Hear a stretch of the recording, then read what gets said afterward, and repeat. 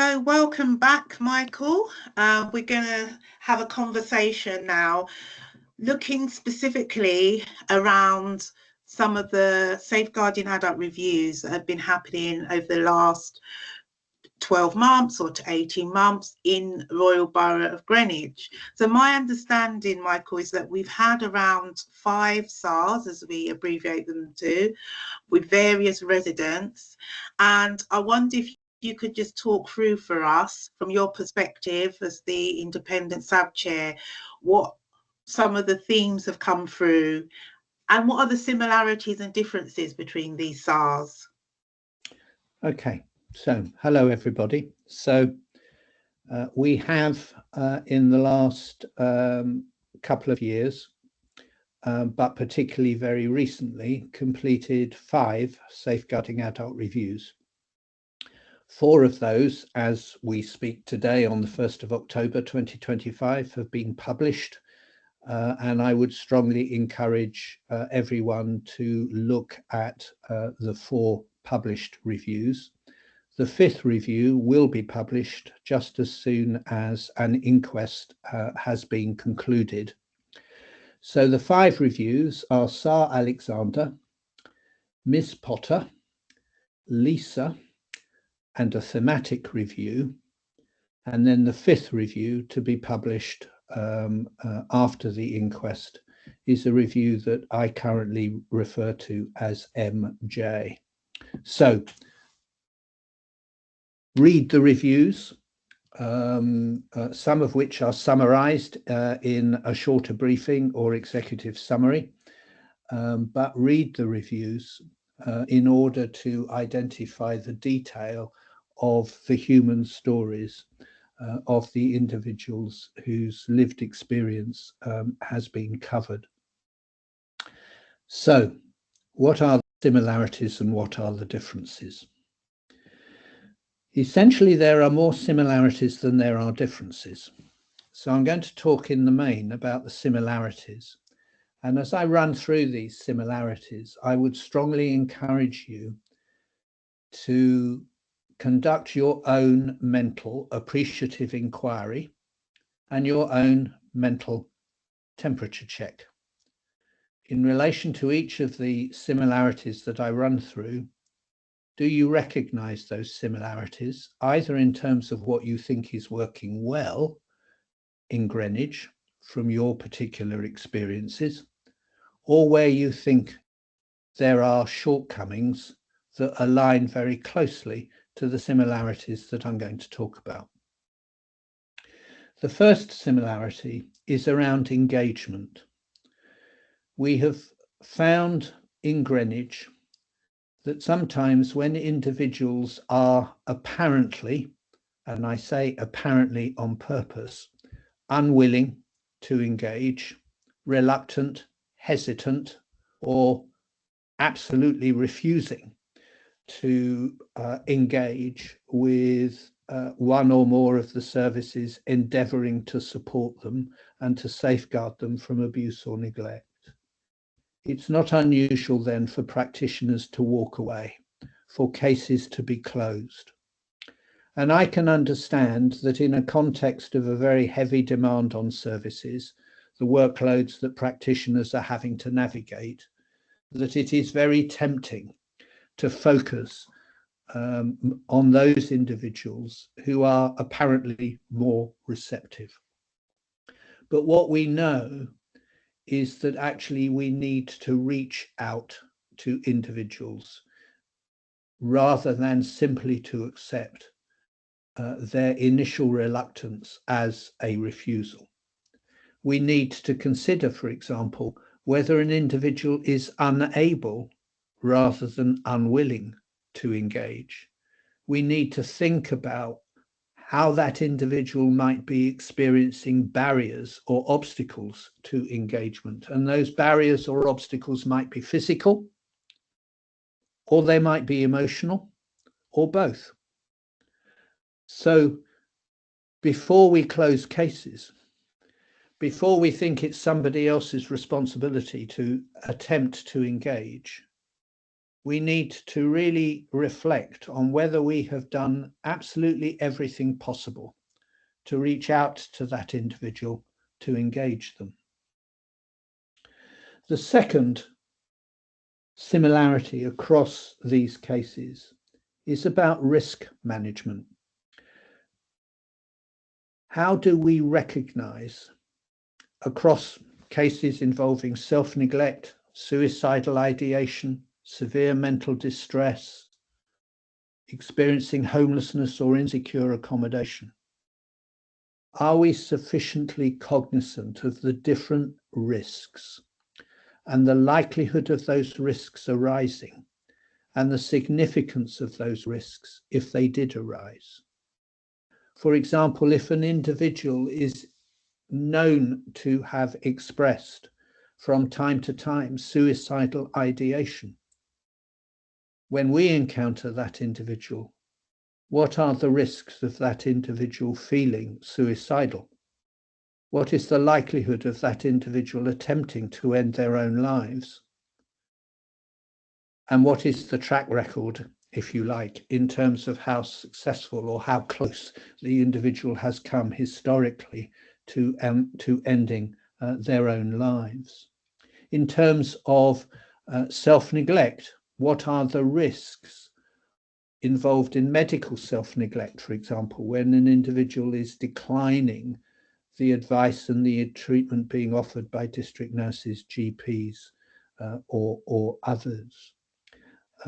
So whatever the situation is that you encounter, how confident are you that you have considered all of the risks that might be involved? Fire in relation to hoarding, for example. And if you do not feel as confident as you would want to be in terms of understanding what the risks might be and assessing the likelihood of those risks arising and the significance of them if they do arise, then clearly that is something that you need to be talking about with your supervisors and operational managers. The third theme arising from a number of these cases is how well are we supporting people experiencing mental distress in the community? Very often mental distress is a result of trauma, sometimes recent, sometimes more historical, sometimes both. How good are we at recognizing the different traumas that people are struggling to navigate through? How much time are we giving to people who are experiencing different forms of mental distress, different forms of mental illness? And do we appreciate that sometimes people seek to manage their experience of mental distress, of mental illness, through ways which we might regard as unwise, but which for the individual themselves makes complete sense? And I'm thinking particularly here of substance misuse, the use of alcohol or the use of other drugs in order to minimize the emotional pain that people are experiencing. So how well are we supporting people with mental distress in the community, and particularly those individuals who are experiencing not just mental distress, but also challenges in relation to substance misuse, particularly the use of alcohol? Are we seeing all of this as a lifestyle choice? And I would caution you to be very careful in any assumptions you might make about lifestyle choice. Or actually, are we seeing mental distress and substance misuse as an individual's lived experience, which we need to understand before we begin to make recommendations about how we might support that individual to navigate the challenges that they are experiencing more effectively? And that then links me beyond the direct work with an individual to how services work collaboratively. Using the example of people experiencing mental distress alongside co-occurring conditions, whether that is substance misuse and/or physical illness or physical disability, what we need is a whole person, whole system response. And that was one of the other common themes arising from actually all 5 safeguarding adult reviews, that we are not always demonstrating a whole system, whole person response. What is often the case is that a service might limit or seek to limit their role and their responsibility, in a sense, to close doors, when actually what we need is no wrong door, or actually no door at all. And that we actually need not just a whole system, whole person response, but we need to bring services together in order to demonstrate a team around the person. And ideally, a team around me. So wherever possible, not just to bring the services together in multi-agency risk management meetings or case conferences or complex case panels, but actually to include the person themselves wherever possible.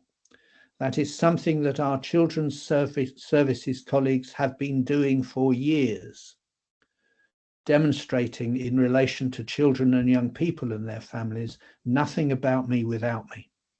And actually, we need to do much more of that in adult safeguarding. Nothing about me without me, the team around me, wherever possible. We also need, finally, to recognise, in terms of how services work together, the importance of understanding Section 42 of the CARE Act. Section 42 of the CARE Act is the provision to refer adult safeguarding concerns in the hope and in the expectation that there will be an adult safeguarding inquiry and an adult safeguarding plan. What we have found across a number of these cases is that individuals are not thinking about a referral to the local authority adult safeguarding team using the provision of Section 42 of the CARE Act. Does the individual appear to have care and support needs? Physical illness, physical disability, lack of mental capacity, mental illness or mental distress, substance misuse, acquired brain injury, trauma? Is the individual at risk of or experiencing abuse or neglect, including self-neglect? And does the individual appear unable to protect themselves? Where those 3 criteria are met, you should be making a referral. Where you think those criteria might be met, you should be making a referral. And the responsibility then is on the local authority to determine whether an adult safeguarding inquiry is necessary and an adult safeguarding plan, multi-agency, is necessary. You do not need the individual's consent to make an adult safeguarding referral, although consent would be ideal if it was safe to inquire. And then very lastly, having talked about direct practice, having talked about how services work together, there's one other theme that emerges from a number of these safeguarding reviews that we have published or are about to publish. And that is, how well are we supporting you? Who looks after you to do the work that you need to do? We know that adult safeguarding, whether you are in health, housing, social care, statutory or third sector services, we know that adult safeguarding work is stressful. We know you have to have difficult conversations. We know that it isn't always clear what the right thing to do is. We know that the work is often accompanied with anxiety, risk, and concern. Who do you turn to when the work is complex and when the work is challenging? Who looks after you? Are there peers that you can go to? Are there supervisors that you can go to? Are there operational managers that you can speak with to both prepare yourself for work which you know is going to be complex or challenging, or indeed to talk through what has happened when actually you have sought to engage or actually engaged with people requiring support and protection? So quite a number of similarities arising from these different cases. How many of those, I wonder, do you recognise from your lived experience of work? I mean, I certainly, just reflecting on my work and my years in social work, those themes seem to be coming up quite frequently, though, Michael, around collaboration, around professional curiosity, around maybe silo working. Has, in your experience of what you've seen, are we seeing the same thing coming around every time we have these SARS? Are you seeing any improvement? Because for me, the aim of the SARS, I know the cases, the residents, the adults' experience are very different, but the aim is that we learn, and we're all learning organisations. We're a learning safeguarding adult board. We learn, we improve our pathways, we improve our learning and development, we improve our processes. But do you see any improvement? Do you see things changing? Do you see, that we are making progress from your role as independent chair for Greenwich? To some degree, the findings across these reviews are very similar to reviews that Greenwich completed several years ago and to reviews that have been completed in neighbouring London boroughs and indeed elsewhere in England. Some of those repetitions, for example, around the challenges of assessing mental capacity, are a direct result of decisions that are taken by government in Westminster. We know, for example, that the Mental Capacity Act Code of Practice is out of date. The Department of Health and Social Care has acknowledged that that Code of Practice is out of date, and that the Code of Practice does not reflect or provide guidance about the kinds of challenges that practitioners encounter day in, day out when attempting to assess mental capacity. So sometimes we should not be surprised about the repetition that we find, because we actually need national change in order to promote local change. Another example of that is that we know that local authorities, the NHS, the police, have experienced a decade or more of financial austerity. We know that resources are tight.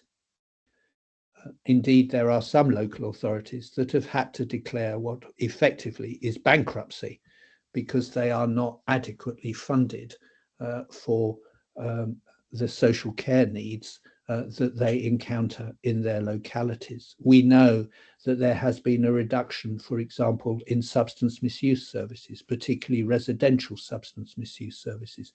We know that there is a shortage of placements for people with severe and enduring forms of mental illness, or indeed co-occurring conditions around mental illness, learning disability, and autism. So it should not surprise us when there are some repetitive findings. That said,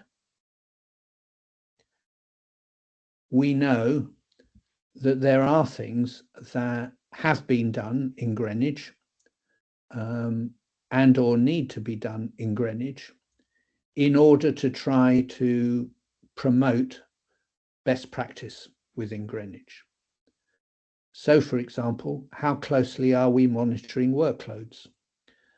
Are we, as operational managers and senior leaders, aware of those cases being carried by social workers, social care workers, district nurses, and others that actually need more time in order to try to engage with particular individuals or conduct robust risk assessments or indeed robust mental capacity assessments.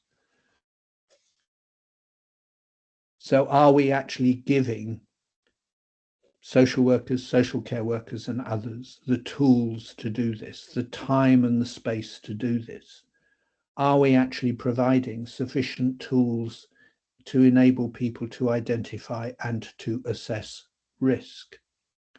Are we providing sufficient guidance for how to convene multi-agency risk management meetings or case conferences or complex case panels, so that a social worker or social care worker, for example, wanting to bring services together, knows how to do it, knows the framework within which we are wanting them to locate their practice?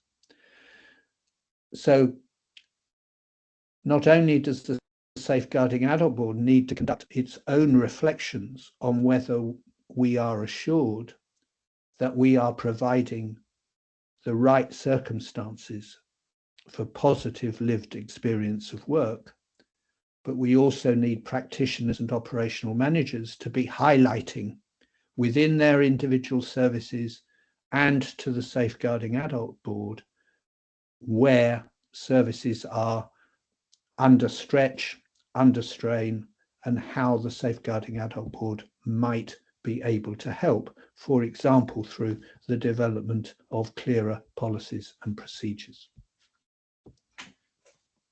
Thanks, Michael. And I was just thinking about the SARS that we've been talking about. How do we, obviously the outcome for the resident has been a poor one, either they've passed away or, you know, in some cases seriously injured or neglected. But within some of the practice, how do we ensure that we're not losing sight of some good practice, and that actually the SAR review also picks up that within, despite some of the failings or despite some of the, you know, gaps, there are actually some good practice, so that we can also celebrate and replicate that? A key line of inquiry in every Safeguarding Adult review, including the 5 that we have recently completed, a key line of inquiry is, where was practice what we would have expected practice to have been? Where was practice good? Where was practice excellent, exemplary, something that we would want to produce right across the board? So each reviewer is asked to include in reports what worked well, what was good, what was excellent, either in terms of an individual practitioner's practice or in terms of how services collaborated and worked together.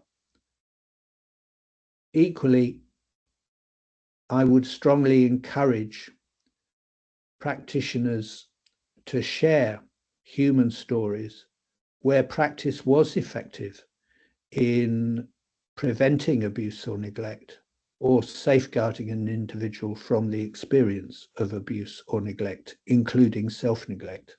We know, for example, that in the hoarding pilot, the local authority has been running for over a year now, that there are some human stories with positive outcomes.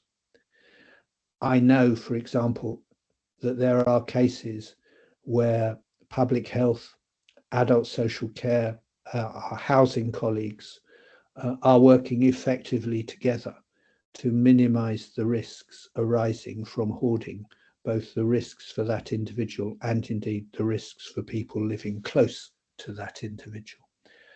So a strong encouragement from me to all of you to share your human stories, not just of concerns that you might have, but actually also of achievements and accomplishments. Thanks, Michael. And that actually brings us to the end. Thank you for those reflections. Look forward to having our next catch up very shortly.